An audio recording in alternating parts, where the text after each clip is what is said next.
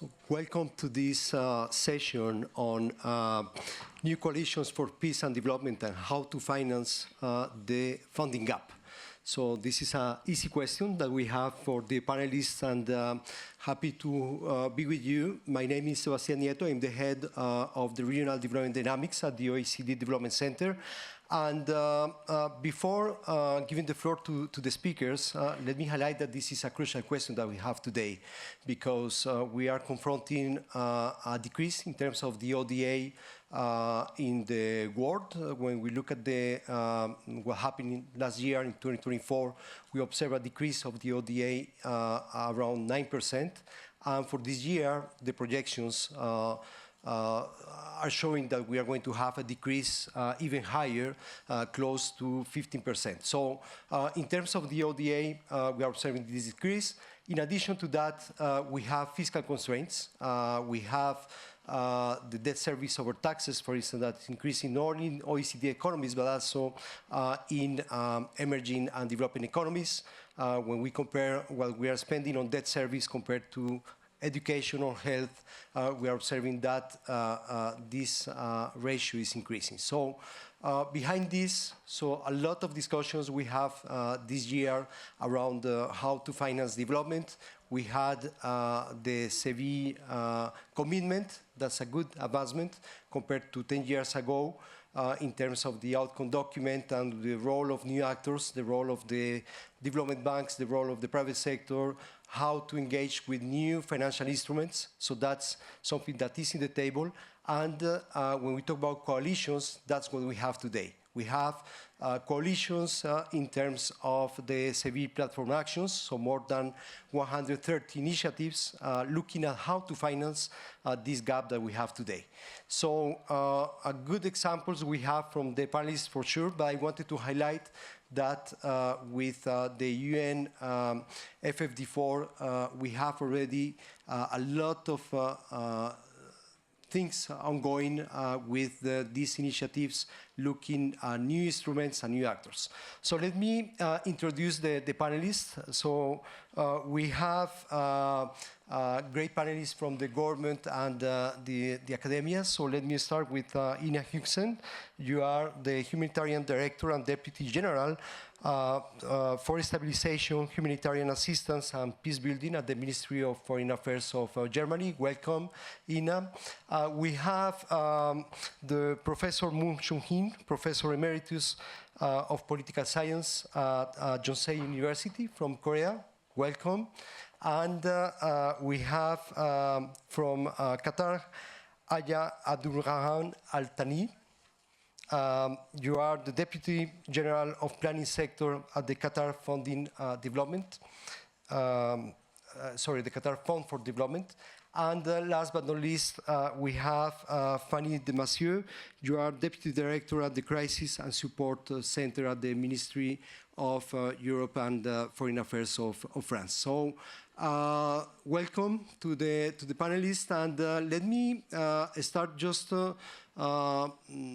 asking you your initial remarks to this huge topic that we have in front of us, how to address this funding gap, and at the end of the day, looking at the needs that we have in terms of humanitarian but also development issues that we have today around the world. So Ina, I will start with you. Thank you, Sebastian. It's a pleasure to be here and take part in the discussion. I'm the humanitarian director, so I deal for Germany with our reaction to the humanitarian crisis that we see, and where we put this year it has been 1 billion euros of funding. That sounds a lot, but it is, as you said, hugely increased, and this is why we are sitting here. We are witnessing an enormous funding crisis that affects funding for the humanitarian, so the crisis response, and the help in conflicts for the people, and then also over the development sector. talking about how much the drop is. That is, in many cases, more than 50% of the funding that we had over the past years, or more, even 60 or 70, and it has enormous consequences. Most of you will know this is sort of coming from two aspects. One is the shutdown. The US, who have been the biggest donor or funder in both fields, humanitarian and development, over so many years, have shut down USAID and cut the most part of their funding in these sectors.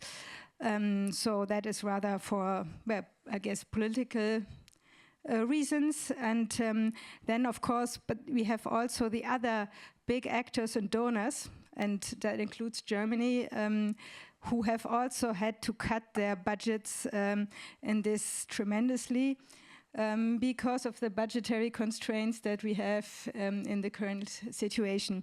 So overall, we have reductions, as I said. Then my budget was cut down over the last year by minus 53%, just to give a figure.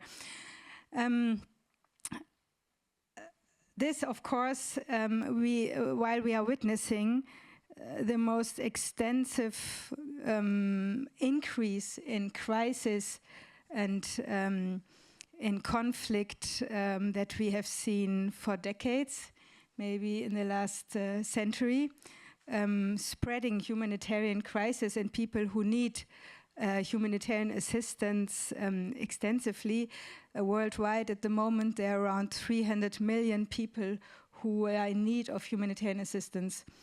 And so this is the situation we are facing. Then I want to just give one more outline, as we are then also talking for what the development sector. In the humanitarian sector, the UN, so the response of the UN organizations, the multilateral system, is responsible for 90% of the funding and response. While in the development system, this is different. There the UN, the multilateral system, plays a role of about 20%. So this is why now the funding, the decrease in funding for the UN particularly, and for the UN organizations and this sector, hits the humanitarian extremely.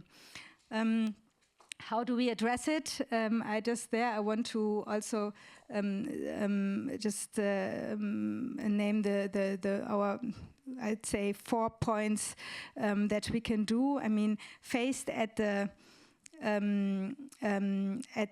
numbers of people we need to reach, but the decrease of funds, the system has now undergone, or actually on also our pressure, so-called hyper-prioritization. So we have, as I said, UN OCHA had assessed the needs, and now we're trying all together to reach the most vulnerable and most affected 100 million, approximately, people with life-saving assistance. But that also means, and one can see it also all over, that we are not reaching many others who are in dire need, and people are dying at the moment because we cannot help. Just to say that hyper-prioritization is like a triage in medical terms. So if you can only give food to the ones who you see already in IPC 5 or IPC 4, but not in IPC 3, that of course puts also the people in IPC 3, which is already a dire hunger crisis, in the risk in decreasing it in dropping further. So we are trying in the humanitarian system how to address this situation, of course. Hyper-prioritization, I've just named it, and we're trying to make efficiency gains over the system. So we're trying to reform the system. And as I can only say for Germany, as we are a strong actor in this, we're trying to get donors and the organizations to measures that make the entire system more effective, and that as much of the money that we have gets to the people. We're not wasting it on complicated streams and coordination. The second aspect is, of course, it was just, you mentioned it also, trying to get more non-traditional or new donors into this. However, in the humanitarian sector, I'm finding it is not so easy with the private sector, but we can discuss this later maybe. And then it is also important in this situation, maybe also something to discuss, that we can get the development money more also closer to the humanitarian, as we have such a huge gap. So we're also calling it nexus, to look exactly where sort of development can start, even money can start closer to the immediately humanitarian action.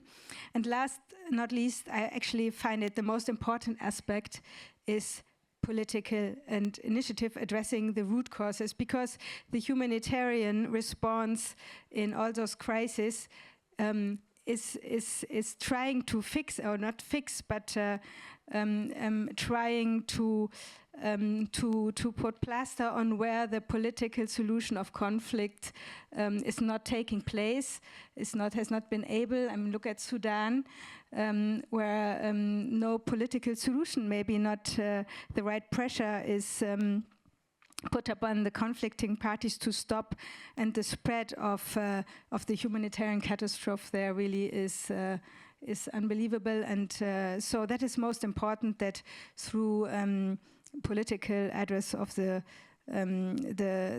problems, the crisis, that this also can get the need for funding down. Yeah. Thank you. Thank you, Ina, for highlighting these unpleasant numbers that we have in terms of the funding gaps, but also in terms of the needs that we need, in particular when we talk about humanitarian needs and the population behind this, and the efforts that Germany is doing on this. Let me now give the floor to Professor In Moon. Yes, I would just tell from the South Korean experiences. As you all know, the South Korea used to be the greatest beneficiary of this humanitarian development assistance. Since 1945, when we got independence, we have gotten about $60 billion of humanitarian and development assistance from all over the world, mostly from the United States. As a result, South Korea became very, very successful.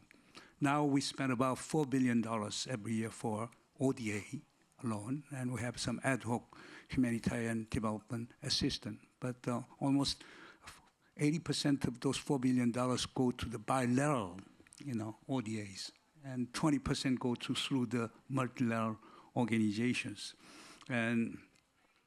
But we have a major problem with what I call the Trump shock. The United States wants us to increase our defense burden sharing from current to 2.6% of GDP to 5% of GDP. The major victim will be our foreign ministry, ODA agencies. Therefore, it is easy to slash budget for the foreign ministry. Then the future of our ODA is very gloomy, because there will be further down cut. Therefore, but currently the new government in South Korea thinking about new innovative ideas. How about mobilizing private sector in coming up with humanitarian assistance and development assistance? Therefore, private sector, but in Korea, a lot of so-called, not only big companies like Samsung or Hyundai, but a lot of so-called middle-sized firms are very much interested in that kind of activities. If government can come up with the proper guidelines and incentives, they can be a very important part.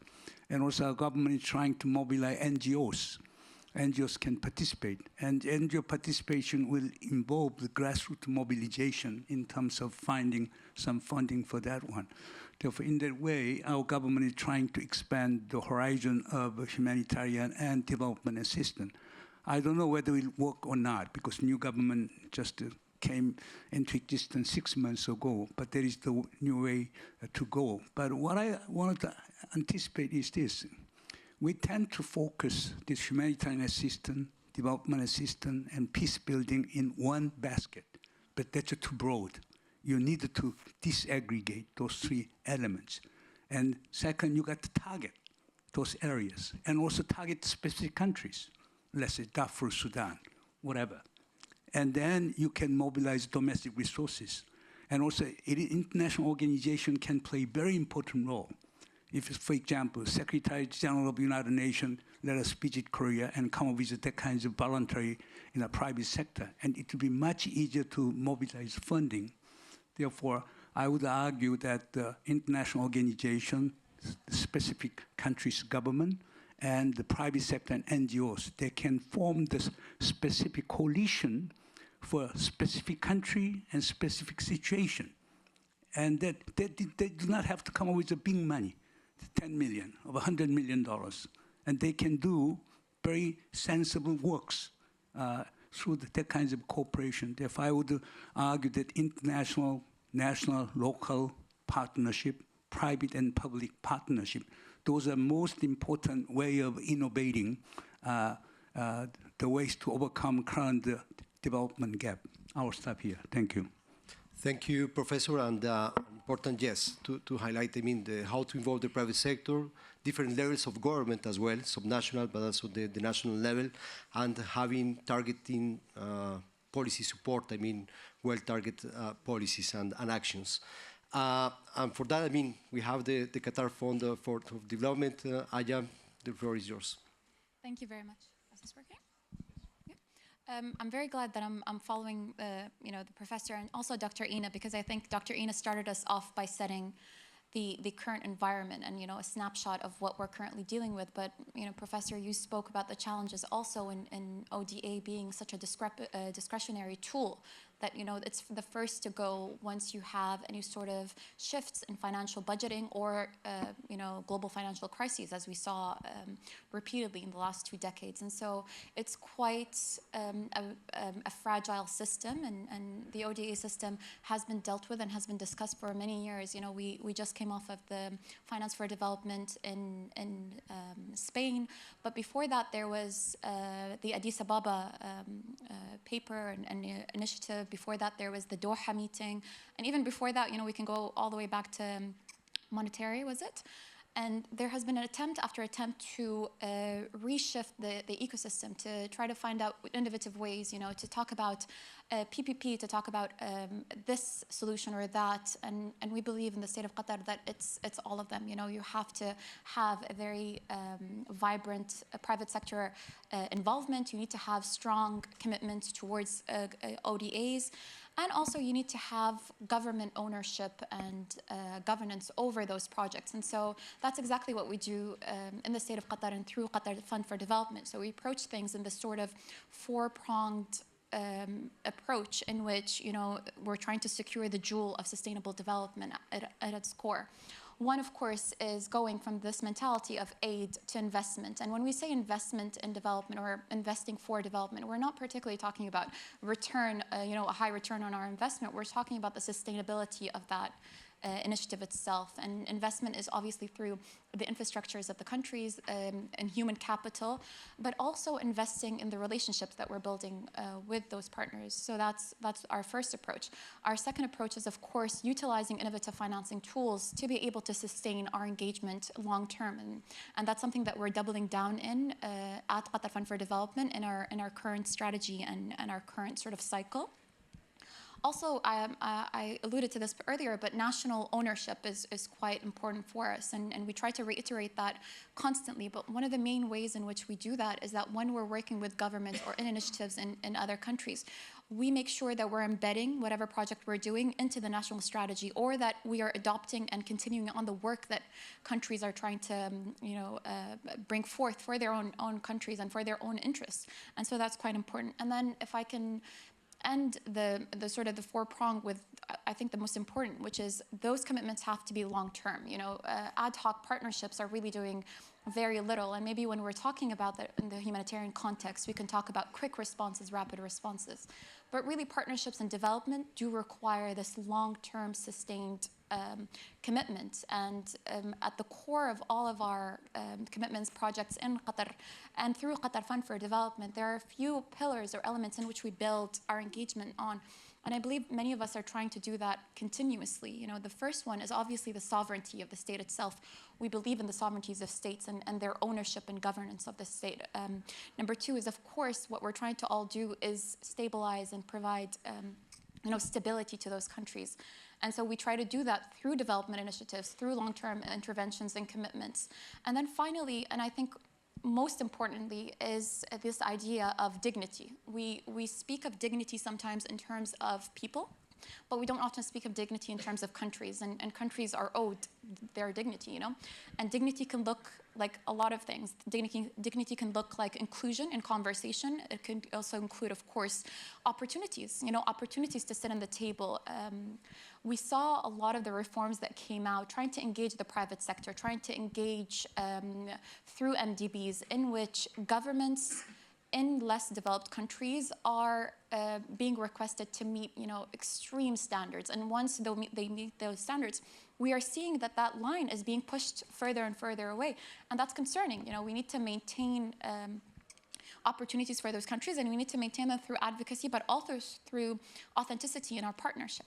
And if you allow me, I'm just going to end my sort of intervention or introduction in saying that where we come from, you know, where our region is, we really do value dependency, and dependency sometimes is looked at as something very negative, you know, but the way we're structured as a community and as a region, and it goes far beyond our region, not to say that, you know, we own this mentality, but we believe that we're stronger together, and the collective is quite important to us as a people. And so that very much translates into our foreign policy and into our developmental policy. And there are so many positive things that are coming out recently that reflect the importance of collectivism, but also the feasibility and the strength of collectivism. We saw, for example, under the African Union, the recent announcement of the Africa, I believe, financial stability mechanism, the endorsement at least at this point. And so that's a great and glaring example of how countries and regions are truly stronger together, and the fall of one is usually the fall of others, but the rise of one is equally the rise of others. And we endorse that, we promote that, and we hope to see that reiterated in other regions of the world, of course. Thank you, Aya, and very relevant points, I mean, that you have observed and shared with us. I mean, the national ownership, the dignity that we need to have behind all these actions, and probably we are going to come back on this long-term, I mean, agenda and policies that we need to have in mind. And thanks for highlighting this example of the African Union that actually is our co-author of our report on Africa at the OECD that we do with the African Union. Now let me turn to Fanny Demasieux. We are going to do this intervention in French. So I'm going to switch to French. That le français, en fait, c'est aussi une langue officielle. After all, French is also OECD's official language, and it's very important for us to talk in French at OECD. So from France's viewpoint,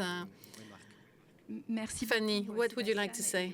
Thank you so much, Sebastian. Thank you to all panelists who raised extremely important issues. You talked about the breadth and width of the crisis we're faced with. You talked about the different parameters that need to be taken into account. And you also talked about the dynamism of new funding mechanisms, as my colleague just highlighted. What I would like to say, what I would like to highlight as an introduction is that a lot has been said about reforming the humanitarian sector, reforming the development sector due to the budget crisis that we are facing. But what you need to keep in mind is that a humanitarian system is an ecosystem. It brings together a large number of different stakeholders who are constantly challenging themselves and have for quite a while. We are not talking about a system that has been doing things as business as usual for many years. That's not the case.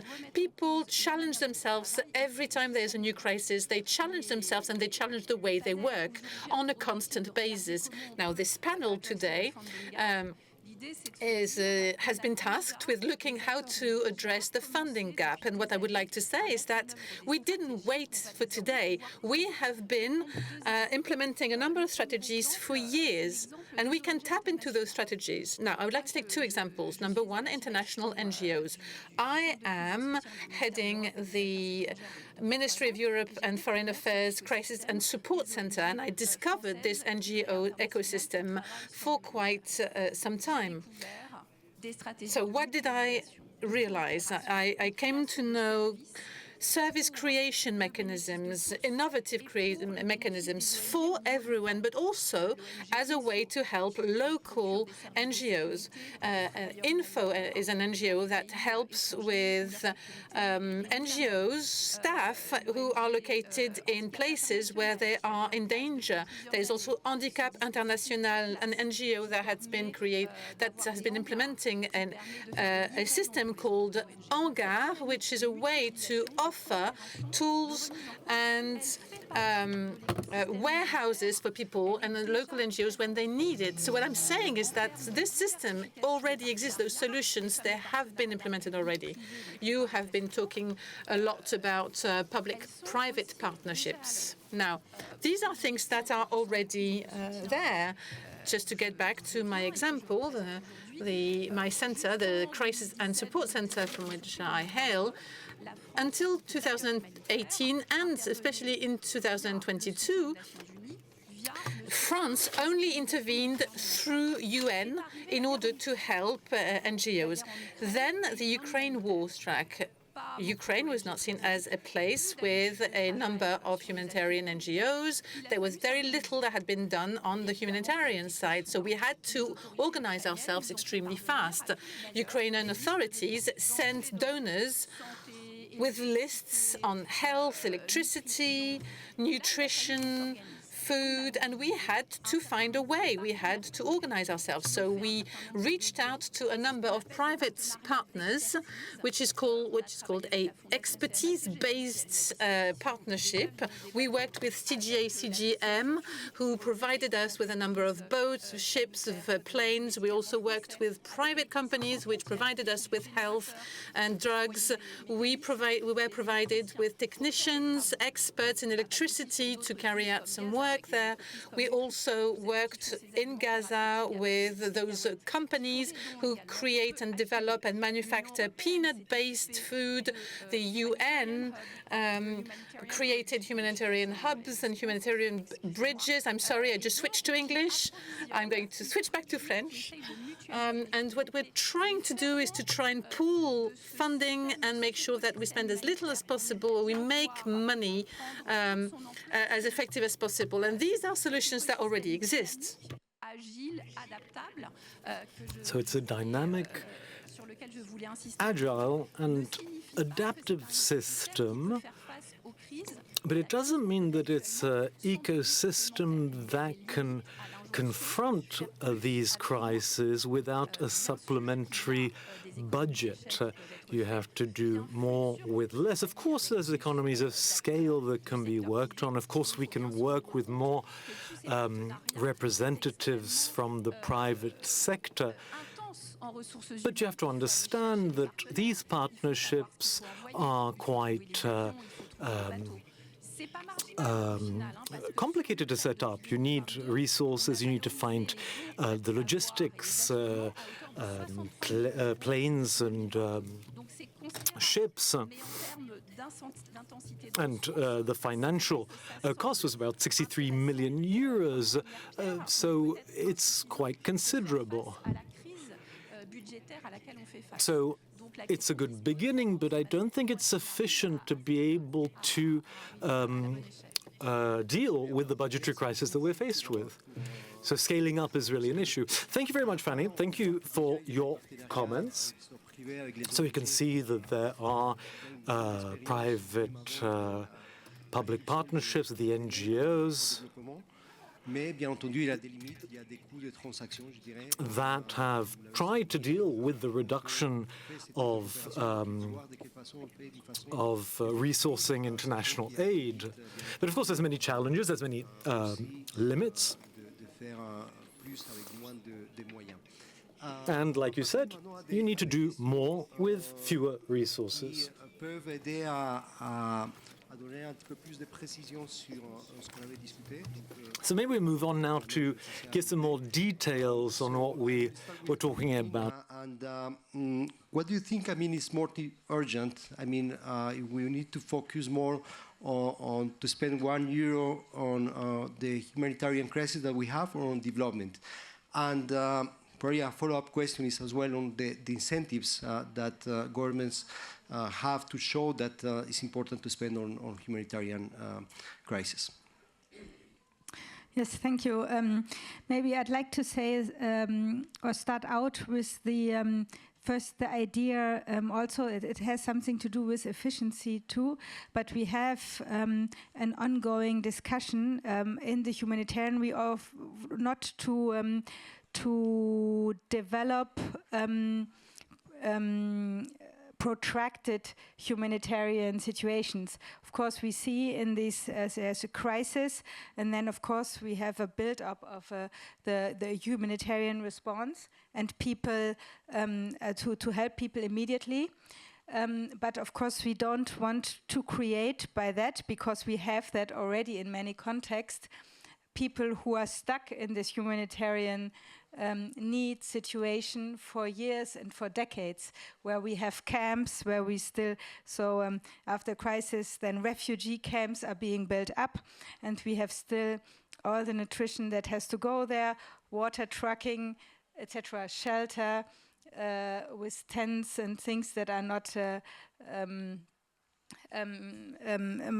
made for decades and years to live. So we are trying to, there's many, we're trying in our work to have a limit to this humanitarian response. And so I'm not, I won't argue for putting more money from the development system into creating more protected humanitarian situations. But given the current situation, where we have so basic life-threatening needs, I believe it is important to first help the people to survive, because on those situations it's very difficult to build on and sort of build the nexus to developing.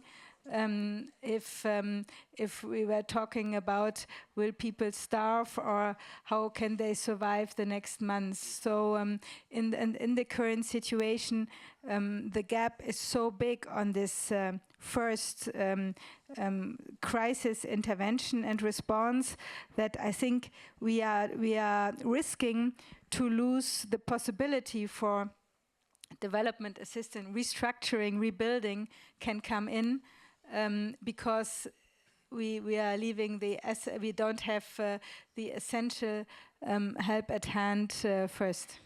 Thank you. And yeah, you highlighted in your previous intervention, I mean, 200 million of people need support right now. I mean, so it's a question to have rapid action and well focused. And then indeed, if I may say, just to name two examples, if we take Gaza and if we take Sudan, take Khartoum, different, but still levels of destruction are so high that at the moment the only thing one can do is helping, of course, with the humanitarian response, but rebuilding, not to be stuck in the situation, is of course of essence. Yeah, thank you. I would like to come back to a point that Fanny de Massieu highlighted, I mean, on how to involve the private sector. I mean, we have good examples and a lot of opportunities in front of us, but at the same time, we need to be efficient and effective doing this kind of partnerships. So from the point of view of the academia, but also from South Korea, I mean, if you can highlight some examples on how to make it happen in an effective way. It's a South Korean example. In South Korea, urban-rural polarization was so deep. Therefore, when President Park Chung-hee was reigning, he came up with an idea that he would select one village, impoverished village, and then he would match that improbability with one prominent company in Seoul area. They'll match one company, one village. Okay? Mediation comes from the local government and central government. And then government monitors what kinds of support is going from the company to the village. It was an experimental base, but it was a very innovative idea. Therefore, what you need two things. One is we need to come up with some kinds of data metrics, okay? All the humanitarian assistance, urgent, and development assistance is the medium to long-term one, and the peace building one, and come up with the so-called metrics of data on which targets. And then you can come up with convene some kinds of international conference, and so-called you invite the private companies and the governments, and they can come up with some matching works through the international organization. Then one or two companies, one specific company, can focus on specific project, either humanitarian assistance or development assistance, and monitor what's going on. In that way, you can get an obligation from the private company. And once international organization and national government involved, the companies will fulfill their obligations in very faithful manner. Therefore, there would be that kinds of intervention. But here, the important thing is that you need to come up with some kinds of database metrics regarding all three different areas and in terms of urgency. Okay? And second, you try to come up with a so-called matchmaking works. The international organization can play the role, the mediating and the matchmaking one. And then we can come up with some kinds of international convention to, celebrating that kinds of matchmaking works. And then you got to have a monitoring works. Therefore, it's very experimental, but I'm just telling from the South Korean experience of matching urban companies and the local villages and try to come up with a symbiotic way of, making progress. Thank you, Professor, and I think that's extremely relevant to highlight this experience and how to work, at the local level and to have these kind of partnerships in an effective way. Let me now come back to the point that Ina highlighted, on the short-term dynamics that we have on the needs that we have today, and probably Aya, you can share with us, this trade-off or how to deal with the short-term crisis with long-term resilience building that we need today. So how we can go towards this long-term perspective that we have and how to build that from now as well. Professor has touched on the importance of that, but I think also we need to state very clearly that humanitarian assistance and humanitarian rapid response is essential, and it will continue to be essential. There are man-made crises, but also there's a lot of climate-created crises, and countries will always need their neighbors and the global community to come and stand in solidarity, but also in support of their immediate needs. So I think that's very important to say it off the bat. But in terms of building resilience and allowing countries to sustain their own development, as I said earlier, long-term engagements, utilizing innovative financing mechanisms such as grants or equities, guarantees, and the like is extremely important. But also influencing policy, making sure that things that aren't working are looked at and are tweaked and are reformed to be able to then advance it forward. And I think also it's very important for us to look retrospectively, look at what we have attempted to do. I mentioned Addis Ababa. We all remember the Millions to Billions initiative, and we need to look at those initiatives and see what were the shortcomings, what were the fallings, and how can we refine them moving forward, because these are ambitious initiatives that are amazing, and we continue to advocate for their importance.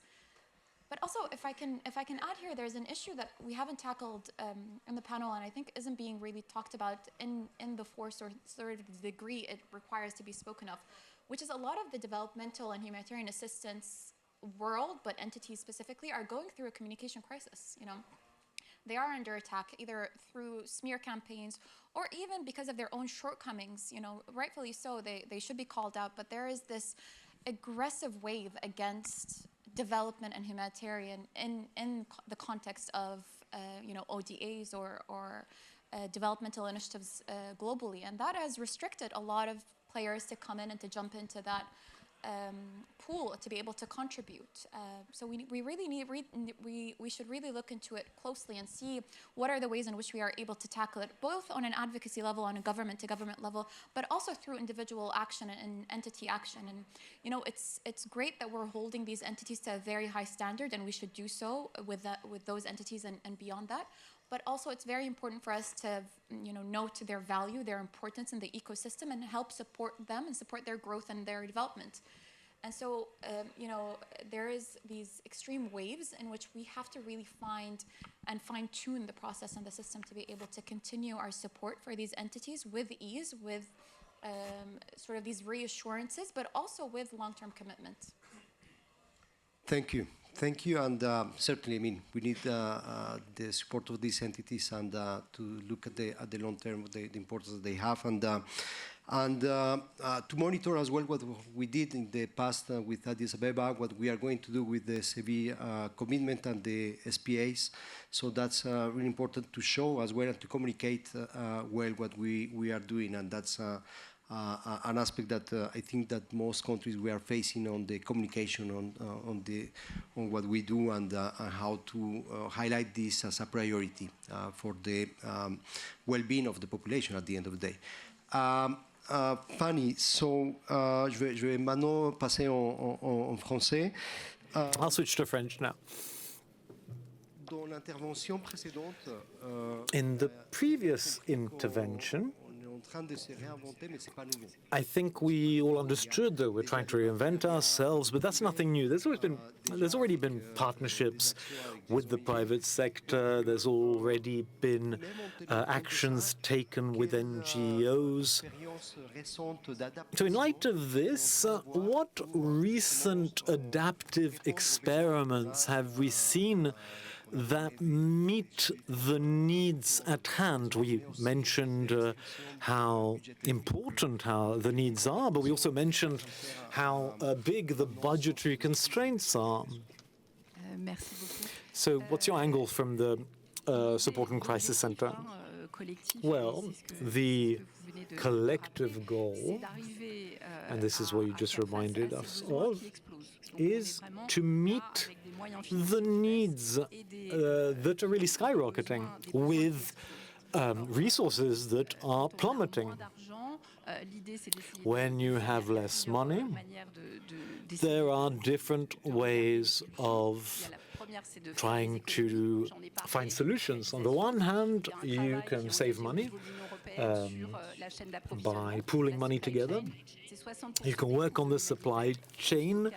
The EU's been doing that. That's 60% of humanitarian costs are linked to the supply chain. So by optimizing that, you could save up to 10–20% of expenses. So pooling resources or stocks near the crisis regions is one thing that can be done. It's also something that makes sense from an ecological perspective, and that's an important consideration for humanitarian action, of course.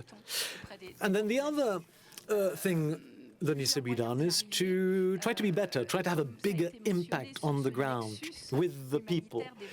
So there's this nexus between the humanitarian aid, development, and peace, but sometimes it seems like too big of an equation. One must nevertheless always keep in mind that we have to work together. The risk with reduced financing is that we'll find ourselves with scattered actions, and there's people who are at the fifth level of famine already.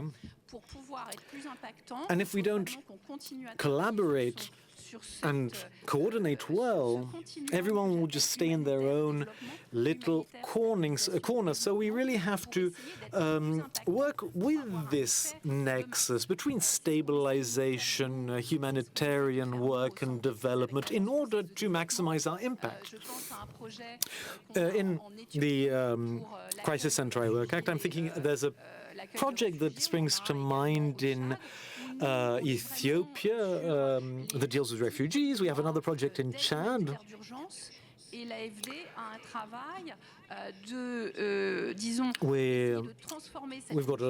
We've had an 8-month emergency aid program, and the French Development Agency has a plan to try and create a more long-term vision of creating perspectives for people, with creating the right infrastructures and so on, to go beyond immediate emergency relief. Emergency aid was not designed to continue for 15 years. That's not what it's for. So this link between humanitarian work and development work is essential. So the teams have to work together, and they definitely should not compete for financing.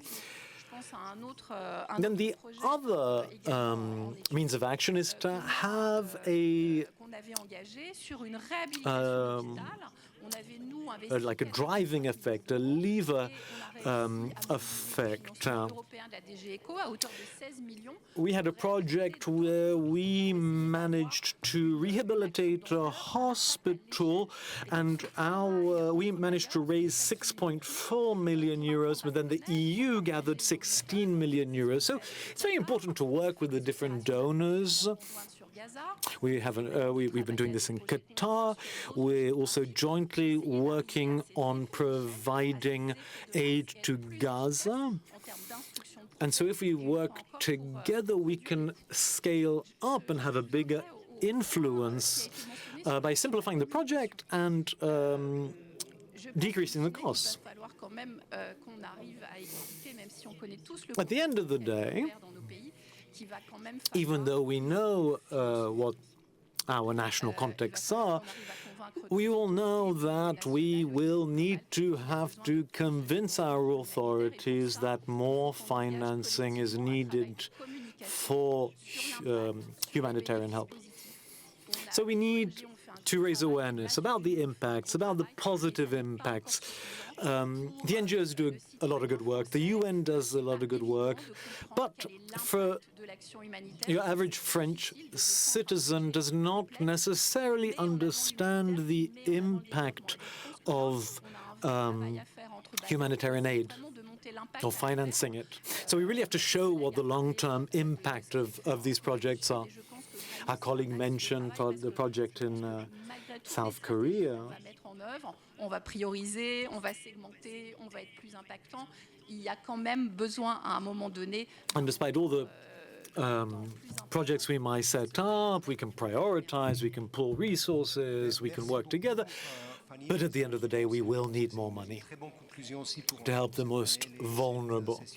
Well, thank you, Fanny. I thought that was a very good conclusion to this debate.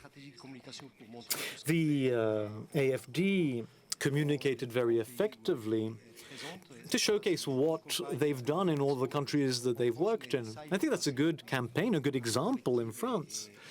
But we have to try and enact this collectively beyond borders. But let me join me to applause the panelists, because we had